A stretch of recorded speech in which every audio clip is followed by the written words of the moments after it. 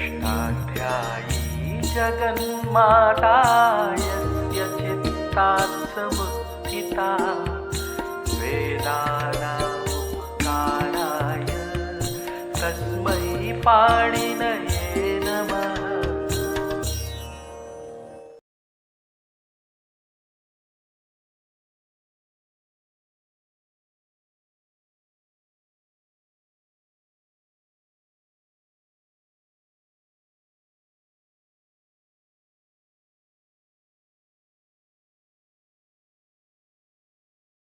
नमः पाणिनये।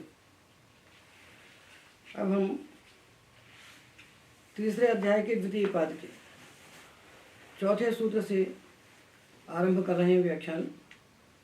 3 सूत्र हो चुके हैं। ये चौथा सूत्र है सुपिस्था। सुपी में सप्तमी है तो इसका अर्थ हो जाएगा सुबंत उपपद में होने पर। तत्रोपदम सप्तमी स्थान, तो सुपी हो गया उपपद। सुबंते उपपदे तिष्ठते कः प्रत्ययो भवति। सुबंत उपपद में होने पर स्था धातु से का प्रत्यय होता है।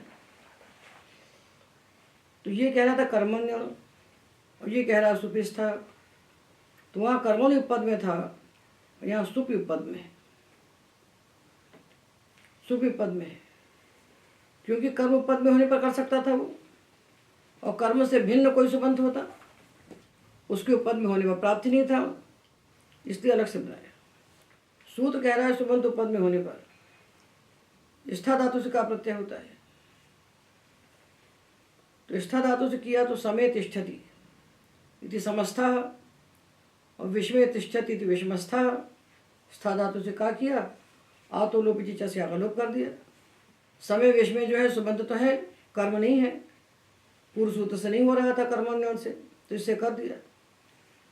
अब प्रश्न ये है कि इससे और भी बहुत सारे प्रयोग बन सकते हैं, अनेक प्रयोग से सिद्ध करना है। तो उनके सिद्धि के लिए भाष्यकार इसका योग विभाग कर देते हैं। स्था के अतिरिक्त अन्य आकारांत धातुओं से भी का हो जाए, इसके लिए सूत्र का योग विभाग कर दिया जाता है। योग विभाग करते हैं, एक सूत्र के 2 सूत्र बना दीजिए, एक सूत्र के 2 सूत्र बना दीजिए और अष्टाध्यायी की उसी क्रम में उनको स्थान दे दीजिए। तो सुपिस्था के 2 बनाए, सुपी इति एको योग, स्था इति द्वितीय योग। पहला योग बना सुपी, दूसरा बना स्था। तो पहला योग जो सुपी बन गया, पहला सूत्र बन गया सुपी, स्था अलग हो गया। उसमें आ गया आतः, आतुन सर के कहा से आतः की निवृत्ति आ गई।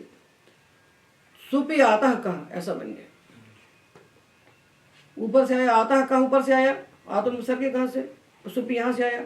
तो सुपी आतः कहा सुबंत उपपद में होने पर आकारांत धातुओं से का हो जाता है। तो अब स्था के अलावा बाकी आकारांत धातु उनसे भी का होने लगा, उनसे भी का होने लगा। सुबंत उपपद में होने पर कर्म नहीं, कर्म से भिन्न सुबंत आ गए। तो द्वाभ्याम पिबति इति द्विपः, जो 2 साधनों से पीता है, 2 जगह से पानी पीता है, सूंड से ही पीता है, मुंह से ही पीता है, तो उसका नाम हुआ द्विप। और पादई पिबति इति पादपः, जो पैरों से पानी पीता है, वृक्ष जड़ों से पीता है, जड़ जो है पैर, वृक्ष के पैर हैं, उनसे खींचता है पानी। तो पादई पिबति इति पादपः और द्वाभ्याम पिबति इति द्विपः और कच्छेन पिबति इति कच्छपः। तो द्विपः, पादपः और कच्छपः में पा धातु से का प्रत्यय किया। ये बिना योग विभाग के संभव नहीं था, क्योंकि सूत्र तो स्था से कह रहा है। स्था को अलग कर दिया, सुपी को एक सूत्र बना लिया, आतुन उपसर्ग कहा से आता है और कहा की वृत्ति ले ली, तो पा धातु से हो गया, एक योग हो गया। और उसके बाद दूसरा योग लिया, दूसरा योग लिया तो दूसरे योग में आ गया, दूसरा बना स्था। दूसरा सूत्र क्या बना, स्था। उसमें सुपी की वृत्ति आ गई तो बन गया सुपिस्था। सुपिस्था तो बोले इससे क्या करोगे भाई। सुपिस्था में आपने कहा सुबंत उपपद में होने पर स्था धातु से का हो जाता है, तो वो तो सुपी से बन रहा था, पहले योग से बना जा रहा था। पहला योग तो सारे आकारांत धातु से का कर रहा था, हम उसी से बना लेते। समस्था विषमस्था हम उसी से बना सकते थे। पहला योग बनाया सुपी, उसमें आता है का की वृत्ति ले ली, तो क्या बना, सुबंत उपपद में होने पर आकारांत धातुओं से का होता है, तो सारे आकारांत से हो गया ना, तो स्था से भी हो जाएगा। तो फिर सुपेस्था सूत्र की जरूरत क्या रह गई? फिर दूसरा जो सुपेस्था बना किस काम के लिए रह गया भाई? तो इसलिए रहा कि अभी जो सूत्र था ऊपर वो कर्तरी से कर्तार्थ में हो रहा था। अब योग विभाग के सामर्थ्य से ये जो स्था धातु से का प्रत्यय होगा वो भावार्थ बन जाए। योग विभागे न भावे यथा स्यात्, आरंभ सामर्थ्यात भावे, योग विभाग का आरंभ करने से ये भाव अर्थ में भी हो जाएगा। तो ये तो सिद्ध ही था। सुपी अकेला रहता ऊपर और आता का की अनुवृत्ति आ जाती, तो जब सारे आकारांत धातुओं से का प्रत्यय करता तो स्था से भी कर लेता, तो ये योग भाग व्यर्थ हो गया। तो सिद्धे सत्यारभ्यमानो विधिर नियमाय कल्पते। तो अब विशेष अर्थ करेगा तो क्या हो जाएगा कि अभी तक जो कर्ता अर्थ में प्रत्यय हो रहा था वो स्था धातु से अब भाव अर्थ में हो जाएगा। तो कर्तरी कृत का संबंध यहाँ नहीं रहेगा। तो आखू नाम उत्थानम, आखूथ, आखू ने चूहे, चूहों का उत्थान, चूहों का बढ़ना, चूहों का उत्थान, चूहों की बढ़त। बहुत से चूहे हो गए घर में, बढ़ गए चूहे, उसको कहेंगे आखूथ। ये चूहों की बढ़त कौन सा अर्थ है? भाव। बढ़ना क्या है? भाव। बढ़ना भाव। देखो, करने वाला कर्ता, किया जाने वाला कर्म, करना भाव। करना जहाँ क्रिया का अर्थ क्रिया ही हो, धातु का तो धातु ही हो, जो धातु अर्थ वही रह जाए। आखूथ, बढ़ना, चूहों की बढ़त, चूहों का उत्थान, चूहों का बढ़ना। तो आखूथा में भाव अर्थ प्रत्यय हो गया। अब आखूथा कैसे बना इसको भी देख लेते हैं। वैसे देखने की आवश्यकता यहाँ है नहीं, क्योंकि तो संधि का विषय है, संधि का विषय है। तब भी जब आ गया तो देख लीजिए, क्योंकि परीक्षा में लोग यही देते हैं। परीक्षकों को ज्ञान होना चाहिए कि जब हम कृदंत की परीक्षा लें तो कृत प्रत्यय पूछें तो वहाँ सुबंध प्रक्रिया क्यों बताएं हम। विद्वस हमसे बनवा लो कृत में, और विद्वान हमसे बनवाओ तुम सुबंत में। विद्वस बनवा लो कृदंत में, तो कृदंत बनाता है बच्चा और फिर बेचारा सुबंत में घुस जाता है। तो ये सब समस्या है। तो जो आखूथा पूछेंगे तो पूछेंगे आपसे, सिद्धांत कौमुदी के गुरु जी लोग जो है पूछेंगे, तो भी समझ लो। आखू नाम उत्थानम, आखूथा। तो आखू आम, और उत उपसर्ग हो गया, स्था धातु, उत्स्था और क, उत्स्था और क। तो उपद समास हुआ उपद मतिंग से, तो शुभलुक हो गया। तो आखू उत स्थ, आखू उत और स्थ, आ का लोप हो गया तो लोप से।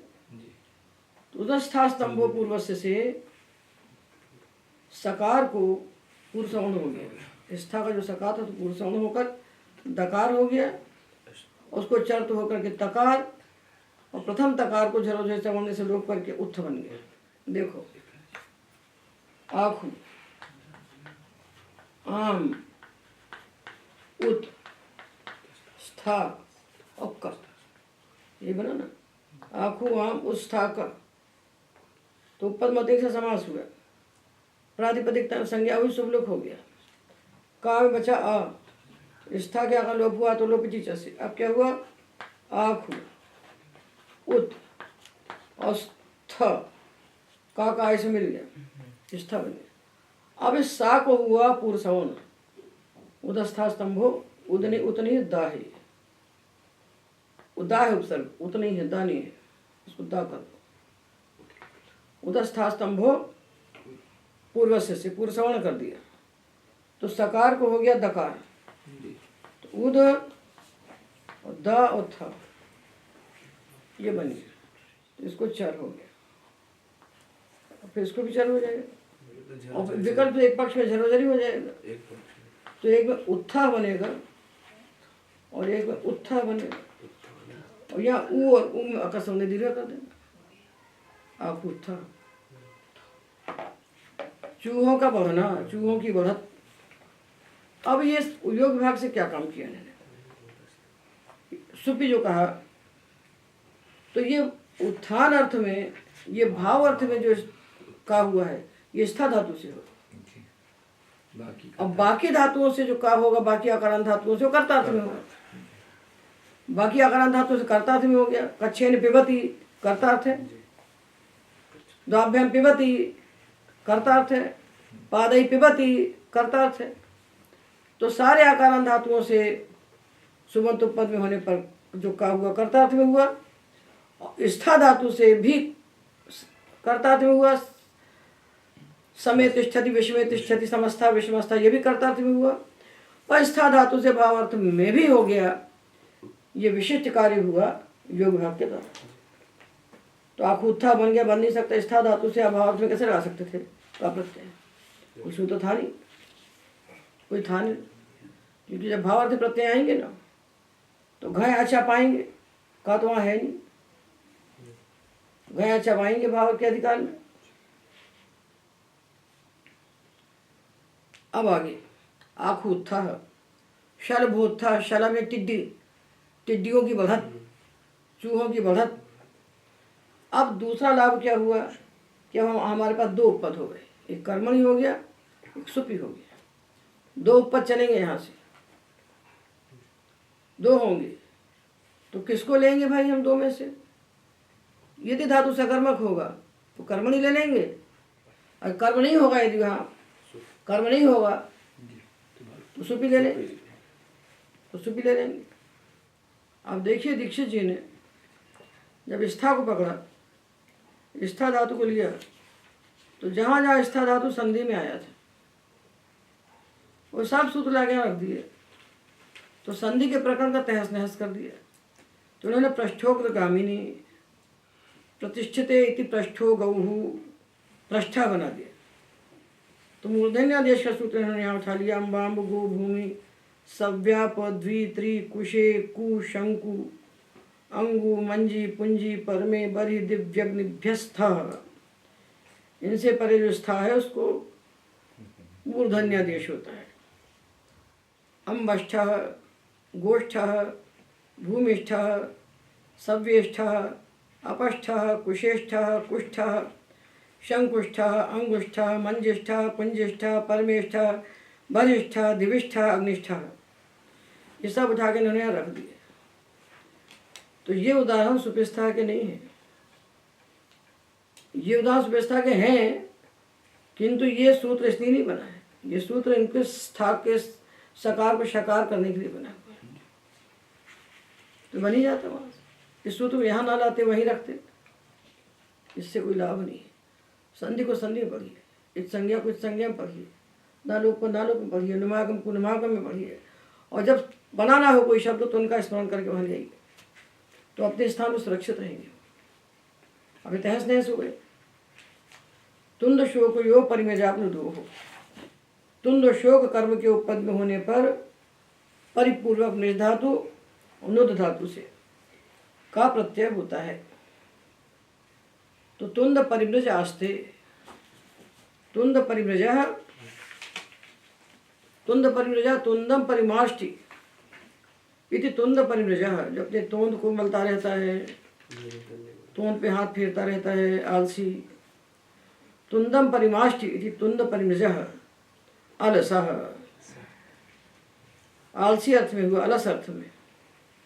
और शोकापनुदः पुत्रः, शोकम अपनुदत इति शोकापनुदः, शोक को हटा के, दुख को हटाकर सुख को लाने वाला पुत्र।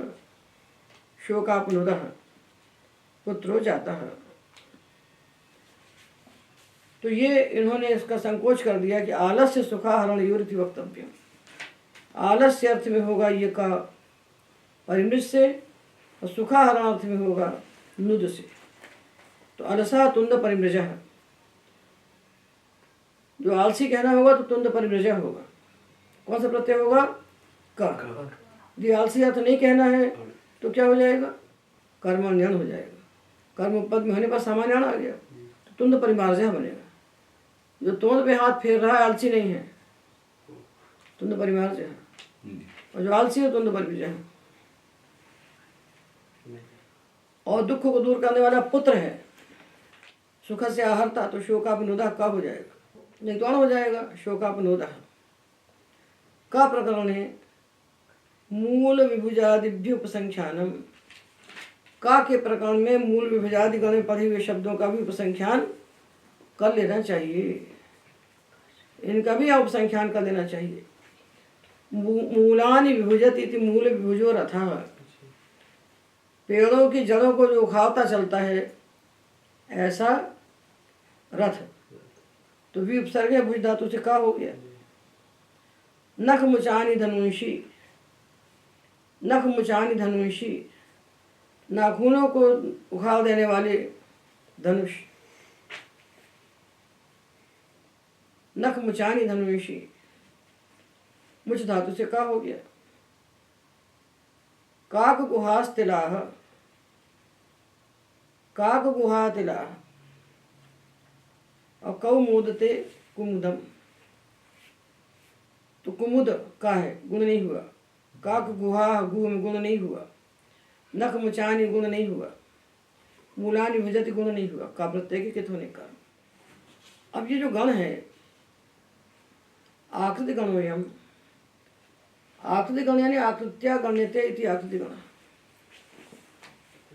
देखिए जितने ये हैं आकृति गण, ये जो वार्तिक है, गुरुजी ने एक बात बताई थी, शुक्ल गुरुजी ने, कि वार्तिक में जब आदि कहा जाएगा, सूत्रों में आदि कहा जाएगा तो आपको गण का पाठ मिलेगा, और वार्तिक में आदि कहा जाएगा तो गण का पाठ आपको मिलेगा नहीं।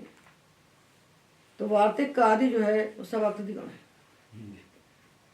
वार्तिक में जब आदि कहा जाएगा तो सब आकृति गण हो जाएगा। आकृति गण यानी उसी प्रकार का कोई शब्द आपको मिलेगा जहाँ का प्रत्यय होगा, गुण नहीं हुआ होगा, उपपद में होने पर, कर्म उपपद में होने पर, उसको मूल विभुजादि गण का समझ लेना चाहिए। जैसे महीम धरती थी, धरती को जो धारण करता है, महीध्र पर्वत, धी धातु है ऋकारांत, उसे का प्रत्यय हुआ तो ये कोई गणची हो गया, महीध्र। कुम, कुएन पृथ्वी, पृथ्वी को धारण करे तो कुध्र, तो महीध्रा कुध्रा शब्द जो है ये ऋकारांत धातु से का प्रत्यय कर रहे हैं, ध्री धातु से, तो इसको भी मूल विभुजादि गण का समझ लेना चाहिए। सूत्र तो तुंद श्लोक को कह रहा है, उपपद में होने पर परिमृत नोद से मूल विभुजादि में आदि कह दिया, तो आदि कह दिया तो आपको जितने भी शब्द आपको मिलेंगे का प्रत्यय से बने हुए, कर्म पद में होने पर उनको मूल विभुजादि गण का समझ करके उनसे का प्रत्यय कर लेना चाहिए। 3-4 उदाहरण दिए हैं काशिका ने और 3-4 दिए हैं कौमुदी ने। गिलत इति गिलह, गिलत इति गिलह, बड़ी मछली होती है छोटी मछली को निकल जाती है, उसको गिल कहते हैं। तिमिंग गिलत इति तिमिंग गिलह, बहुत बड़ी मछली होती है समुद्र में तिमी, उसको जो निकल जाए तिमिंगिल, और तिमिंगिल को निकल जाए तिमिंगिल गिलह। गिलह तिमिंगिलह तिमिंगिल गिलह, ये मत्स्य न्याय कहलाता है। अब गिला कैसे बन गया, गिला कैसे बना, कौन सा धातु, गृह निगालने धातु है, गृह निगालने धातु है, गिल धातु तो है नहीं। गृह निगालने से का किया तो ऋतित धातु हो गया, और ऋतित धातु से एर हो गया, और उसको अच्छी भाषा से लत्व हो गया। अच्छी भाषा सूत्र जो है लत्व का, वो संयोगांतर से लोपा के ठीक पहले है लत्व का प्रकरण, कृपो रोलह से, कृपो रोलह के प्रकरण में अच्छी भाषा आता है। तो विकल्प से बनना चाहिए, यहाँ नित्य हो गया गिला, ठीक है। प्रेदाज्ञ है। अब आप सावधानी से आगे चलिएगा, जहाँ सकर्मक धातु होगा तो कर्मोपद में करना, और नहीं होगा तो सुबंत करना, और जहाँ कोई उपसर्ग कह दिया जाएगा वहाँ उपसर्ग पद में, जब प्रेदाज्ञा तो प्रे सप्तमी है, तो परा उपसर्ग में होने पर, परा उपसर्ग पद में होने पर नहीं, ऐसा नहीं। प्रेदाज्ञा प्र उपसर्ग के सहित जो दा और ज्ञ, ददाते जानाते धातु प्रेण उपसृष्टात्, दाज्ञाकार दा और ज्ञा धातु, दा और ज्ञा धातु हो और प्र उपसर्ग से युक्त हो, ऐसे धातुओं से कर्म पद में होने पर अण का पात का होता है। तो ददाति की जगह प्रददाति कहा जाए और जानाति की जगह प्रजानाति कहा जाए। तो प्रददाति और प्रजानाति ये जब कहे जाएंगे, प्रउपसर्ग के साथ जब दा और ज्ञा धातु कहे जाएंगे तो उनसे कर्म पद में होने पर का प्रत्यय होगा। विद्याम प्रददाति इति विद्याप्रदः, सर्वं प्रददाति इति सर्वप्रदः, और शास्त्राणि प्रकर्षेण जानाति इति शास्त्र प्रज्ञः, पंथानम प्रकर्षेण जानाति इति पथि प्रज्ञः। तो पथिन प्रातिपदिक है पथिन, पथिन और घस, ज्ञा और का, तो घस का लोप हो गया और न लोपा प्रातिपदिकांत से ना का लोप हो गया, पथि प्रज्ञा बन गया। अब अनुपसर्गे के नृत्यारी अनुपसर्गे कहाँ से? अनुपसर्गे इत्युक्ते प्रादन्यस्मिन् सुपि न कहा। अनुपसर्ग तो चला रहा था तो आपने प्रा को छूट दे दी कि प्र उपसर्ग के साथ आप का कर लो, तो बाकी उपसर्ग के साथ का नहीं होगा। बाकी उपसर्ग हो जाएंगे तो गो संप्रदाय है, तब आपका अण ही होगा। बाकी उपसर्ग हो जाएंगे तो कर्मण्यण ही होगा। ठीक है। अब समीक्षा, कर्म पद में होने पर सम उपसर्ग पूर्वक जो क्षा धातु, चक्षिण धातु, उसके स्थान पर का प्रत्यय होता है। जब भी क्षा कहा जाएगा आधातु में ध्यान देना आप लोग, जब भी आधातु में क्षा कहा जाएगा तो आप चक्षिण धातु लीजिए, चक्षिण का आदेश क्षा, क्योंकि जो क्षा प्रकथने है आधादिगण का वो साधातु मात्र का विषय है, उससे साधातु प्रत्यय होते हैं, आधातु प्रत्यय उससे होते नहीं। तो आधातु को जब क्षा धातु कहा जाएगा तो आप उसे चक्षिण को लेना, चक्षिण का क्षा है, समझ गए। और वो जो क्षा है सार्वधातु मात्र विषय है। कर्म पद में होने पर सम उपसर्ग पूर्वक चक्षिण के स्थान पर जो क्षा धातु है उससे का प्रत्यय होता है। कर्म पद में होने पर सम उपसर्ग पूर्वक जो चक्षिण का क्षा है उससे का प्रत्यय होता है, अण का पद। गाम संचष्टे इति गो संख्या, गो संख्या का आतुलोपी से आकर लोप हो। गाम संचष्टे इति गो संख्या और गापोष्टक। अब यहाँ कर्मणि भी आ गया और अनुपसर्गे आ गया। अनुपसर्गे चला रहा है, आतो अनुपसर्गे का से अनुपसर्गे और का आ रहे हैं। जहाँ कोई उपसर्ग कह दिया वहाँ उतने उपसर्ग को छोड़ देगा, बाकी चला रहा है। तो कर्मणि अनुपसर्गे आ गया, आतो अनुपसर्गे का, उसका पाद बनेगा भी।